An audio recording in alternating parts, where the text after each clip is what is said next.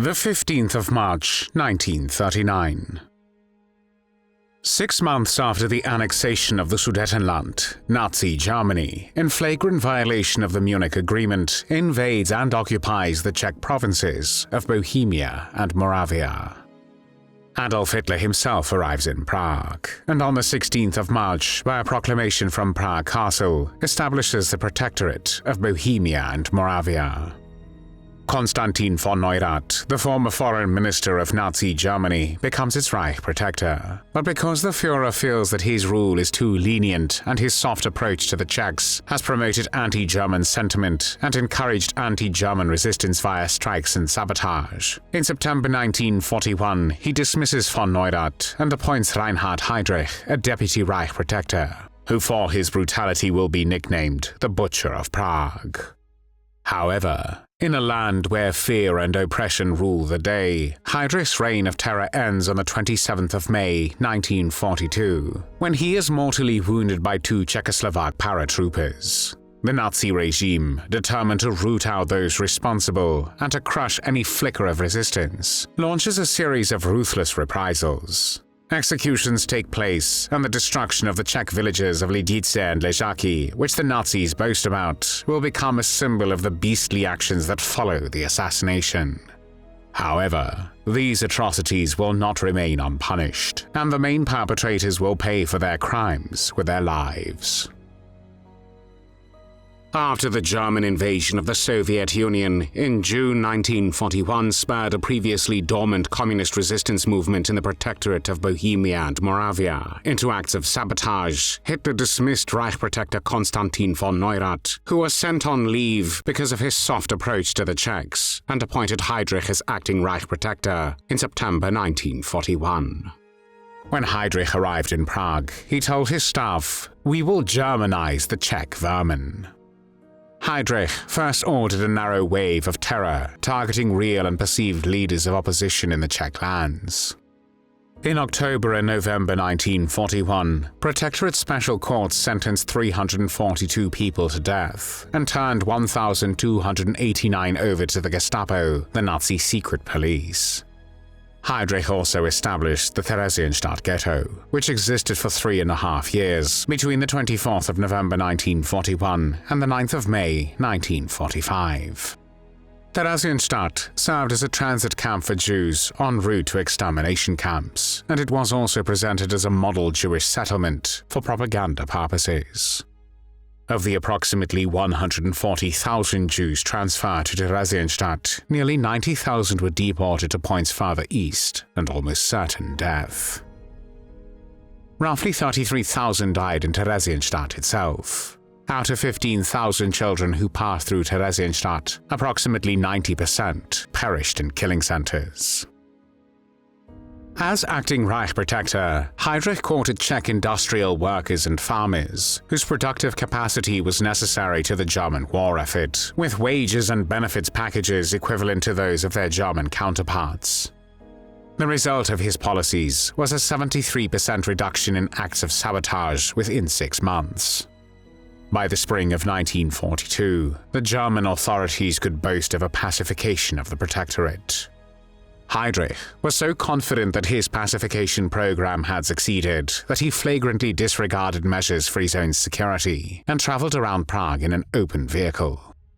On the 27th of May 1942, Heydrich was in his convertible Mercedes when the Czechoslovak paratroopers Jozef Gabčík and Jan Kubiš succeeded in rolling a hand grenade onto Heydrich's transport vehicle and wounding the Nazi architect of the Holocaust. Soon after, with his face pale and screaming in pain, Heydrich was taken to the emergency room at a hospital where he developed a fever and wound drainage.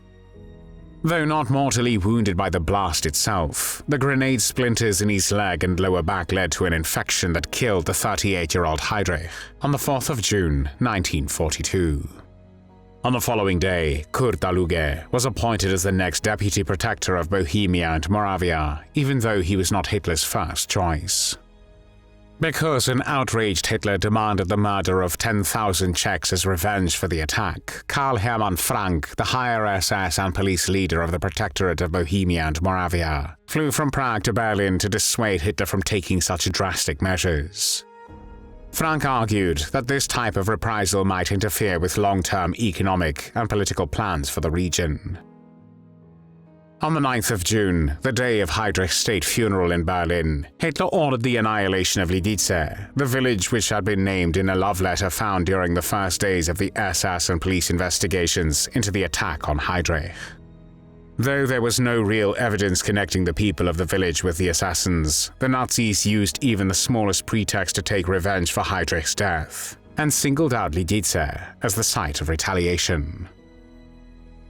The following destruction of the village and the execution of its citizens occurred on the 10th of June 1942 on Hitler's direct order. On that day, all 173 men in the village were rounded up and shot. The youngest of them was only 14 years old, and one of the victims was the village priest. An additional 19 men and 7 women were shot on the 16th of June 1942 in Prague, and the rest of the women were sent to concentration camps where 53 perished. Children were taken from their families. A handful were selected for Germanization. 88 children from Lidice were murdered, and of these, 82 were murdered in the Chełmno extermination camp. In total, 340 people from Lidice were murdered. On the 24th of June 1942, 2 weeks after the massacre at Lidice, the small Czech village of Ležáky was destroyed when Gestapo agents found a radio transmitter there that had belonged to an underground team who parachuted in with Kubiš and Gabčík, who had killed Heydrich. All 33 adults, both men and women from the village of Ležáky, were shot, and their bodies were transported to the local crematorium where they were burned. Out of 13 children, 11 who were not deemed fit for Germanization were transported to the nearby Chełmno extermination camp and then murdered in gas vans. 2 children that were deemed suitable were sent to be Germanized. The death toll resulting from the effort to avenge the death of Heydrich is estimated at over 1,300 people. This count includes relatives of the partisans, their supporters, Czech elite suspected of disloyalty, and random victims like those from Lidice. Karl Hermann Frank and Kurt Daluege played a key role in these civilian massacres. However, they did not escape justice. In April 1945, when Karl Hermann Frank saw that his reign of terror was over, he decided to flee from Prague and surrender to the Americans as he was afraid of being captured by the Russians. On the 9th of May 1945, Frank was arrested by the US Army troops, but his plan did not work out as he was extradited back to Prague, where from March to May 1946 he was tried by the People's Court. He denied personal responsibility for the executions, although he admitted before the tribunal that they could be regarded according to human feelings and human laws as murder. His lies, however, did not help him escape justice, and on Tuesday, the 21st of May 1946, the People's Court in Prague sentenced Karl Hermann Frank to death by hanging for treason and the massacre of civilians of the Czech villages of Lidice and Ležáky. Even though Frank had never shown mercy to any of the Czech people, he appealed to Czechoslovak President Edvard Beneš for leniency. Frank wrote to Beneš, "I believe that as a victor, you will show mercy and grant me life." However, he was wrong. There was no reply to his telegraphed appeal. Frank's execution was held publicly and became a theater of horror. More than 5,000 people, including 7 surviving women from Lidice who sat in the front row, gathered in Pankras prison in Prague to witness the execution of the most hated man in the Protectorate of Bohemia and Moravia. When Karl Hermann Frank was hanged on Wednesday, the 22nd of May 1946, he was 48 years old. At 1:37 p.m., he was lifted up to the top of the pole by a sling and then dropped about a meter, the hangman covering Frank's face with his hand. An avowed Nazi until the bitter end, his last words were, "Germany must live, even if we die. Long live the German nation. Long live the German spirit." Normally, a condemned man executed in this way hung on the gallows for half an hour. Frank, however, remained hanging on the rope for 15 minutes longer. Frank was then buried in an anonymous pit at Lidice Cemetery, where the decapitated bodies of Jan Kubiš and Jozef Gabčík, the assassins of Reinhard Heydrich in 1942, had secretly been buried in a mass grave. Kurt Daluege did not fare any better. In May 1945, he was apprehended by British forces, first held in Luxembourg, and then transferred to Nuremberg, where he faced charges as a major war criminal. Extradited to Czechoslovakia in September 1946, he stood trial for numerous crimes against humanity committed in the Protectorate of Bohemia and Moravia. Throughout the trial, Daluege was arrogant, openly defying Czechoslovak authorities and insisting that only the German Reich had the authority to judge him. He further declared himself a beloved role model for several million German policemen and a loyal servant of Adolf Hitler, who committed no crimes but merely fulfilled his duty as a German citizen of the Reich. However, his arrogance and lies did not help him, and he was convicted on all charges and sentenced to death.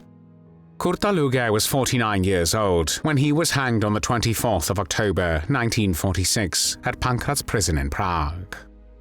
Because of his failing health, he hardly noticed that he was going to his execution. Daluege was executed at the same place where his comrade Karl Hermann Frank, whose fate he followed with only a 5-month delay. However, after World War II, more SS members responsible for the Lidice Massacre faced justice. 2 of them, Walter Jacobi and Harald Wiesmann, were executed in Prague in 1947. Today, you can pay a silent tribute to the innocent victims of Lidice and visit the museum which keeps a lasting memory of the annihilation of the village. There were many tears shed for all the victims of Nazi terror.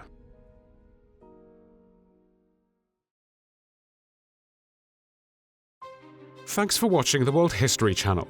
Be sure to like and subscribe, and click the bell notification icon so you don't miss our next episodes. We thank you, and we'll see you next time on the channel.